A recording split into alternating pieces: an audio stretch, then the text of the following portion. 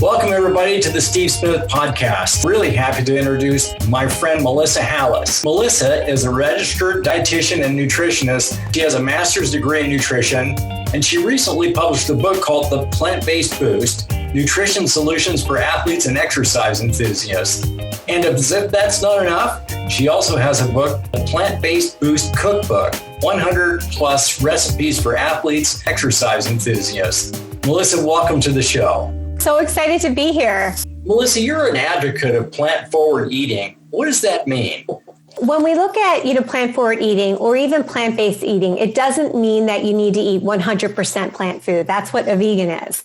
You can be vegetarian, you can be pesco-vegetarian, and you can even include beef or chicken. But essentially, you're really trying to load up on more plant-based foods. So plant-based proteins like beans, legumes, tofu, tempeh, your fruits and vegetables, whole grains, and even herbs and spices, which are jam-packed with antioxidants that are really important for runners because, of course, exercise is always exposing you to oxygen and free radicals at a much higher rate, and you need to kind of combat that.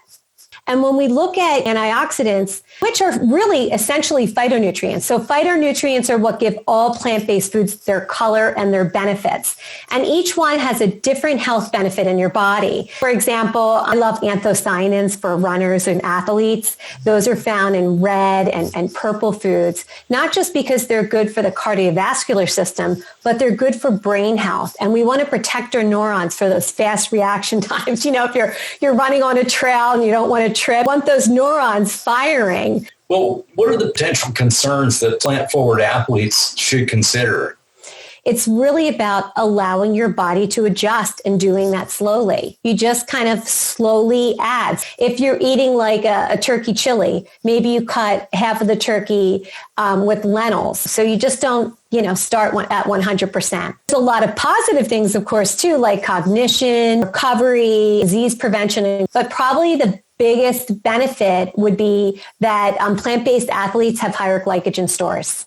Mm-hmm. And we know what runners need more than anything is high glycogen. That's right. And boy, you know it when you run low on it too. Yeah. Are there any nutrients that runners should evaluate when eating a more plant-based diet? Absolutely. One of the things is that plant-based iron isn't readily absorbed. So whenever you're eating a non-heme iron, like you're getting your iron from spinach, you want to add a vitamin C source, like squeezing lemon in. Squeezing a little lemon in your soup or over any of your dishes that are plant-based are only going to enhance the natural flavors along with the iron. Now, of course, if you're completely vegetarian or even more so vegan, you're going to need anywhere from like 1.4 to 1.7 times the amount of iron as a meat eater would. So you're going to have to look at that more carefully. And then, of course, vitamin D. Vitamin D is always in the news, right? And then I don't know if you know, this is a kind of interesting fun fact, but if mushrooms are exposed to UV light shortly after harvesting, they have like thousands of international units of vitamin D. How should I go about fueling for my run? What would you suggest? Well, first off, it's so important to refuel during your run. I will hear from people, I don't want to eat, I feel nauseous, and you've got to train your gut just the way you do when you're increasing more plant-based foods and fiber in your diet. And if you're not refueled, you just crash, you're done. It is essential to make sure you're refueling. And there's a lot of formulas that you can use that are evidence-based. So I could use a 60 kilogram woman who's around 130 pounds. Let's say she's eating 1 gram of carbohydrate per kilogram of body weight an hour before she runs. That would be something like a slice of toast, which is around 13 grams of carb, a couple tablespoons of peanut butter, which has 7 grams of carbs, a medium banana, which has around 27. If you add some Gatorade in there that you sip, somewhere around maybe 60 grams, 62 grams of carbohydrate. So if you're, running for more than 3 hours, you do need to start to up those carbohydrates. 30 to 60 grams, per hour won't cut it. You're going to need around 90 grams. So you're heavily relying on gels. And I'm sure with your runner friends, they'll tell you they get kind of gel fatigue, like, oh, I can't take it anymore. Like that flavor's disgusting. And so it's so important to vary your gels, your chews, and the different brands so that you don't get flavor fatigue. And then you get out in the habit of eating them. And then, you're going to wipe yourself out. And if you're not refueling those carbohydrates, it affects everything. Well, what do you think about things like salted baked potatoes or boiled potatoes, or I don't know. I do know about my little rice cake strategy. What do you think about that versus gels? You can absolutely come up with it. There's so many different snacks. I have a snack bar that I made for a client recently. I will send it to you.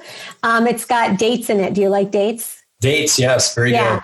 Yeah. So you just have to make sure you're getting enough sodium, enough potassium. If you're using it, partially for your electrolyte repletion. If you're using straight carbs and you're drinking, a nice electrolyte replacement, then it's fine. And it's trial and error. You figure out kind of what works for you.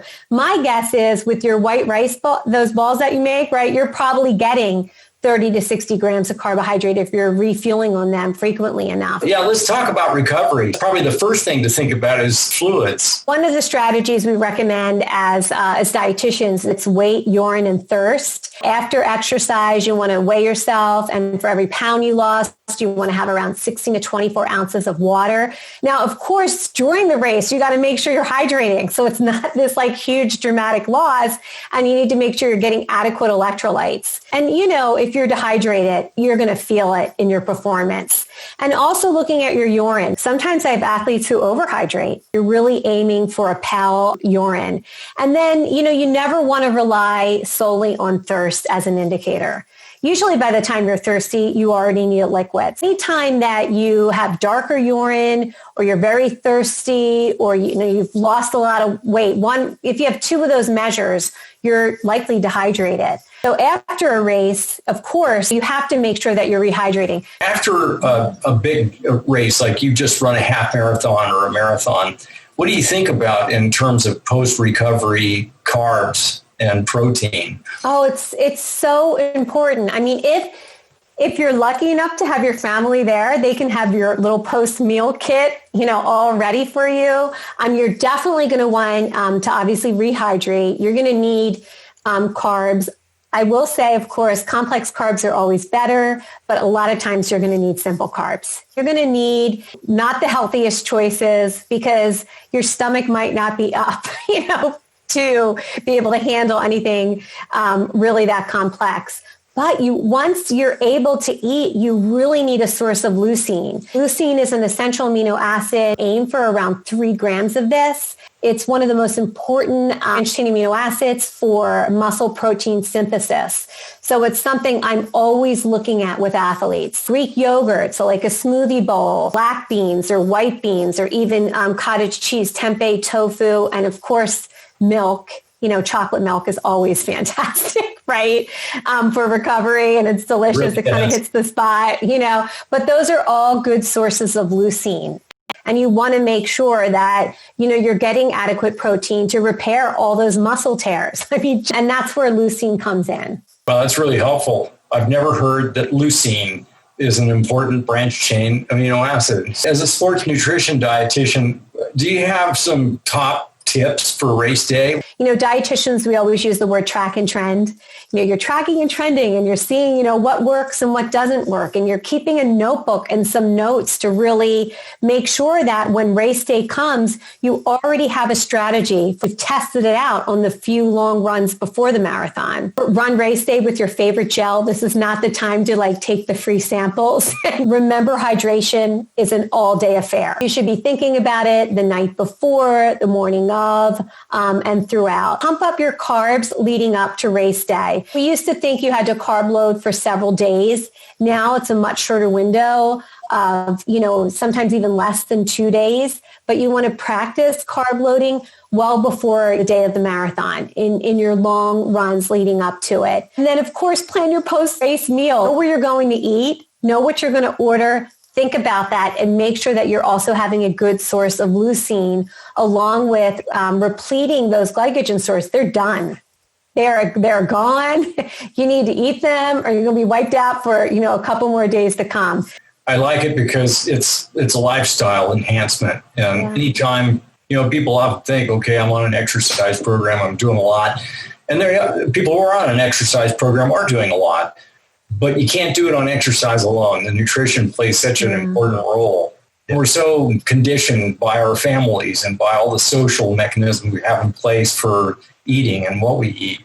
Thank you so much for sharing your information with us today and all of your expertise. You guys out there, get a hold of her book. I actually wrote a blog specifically for this podcast. It's all on running nutrition because I knew we wouldn't be able to cover everything. If you go to melissashealthyliving.com, you can check out my books and you can check out the runner's blog that just posted. Well, thank you, Melissa.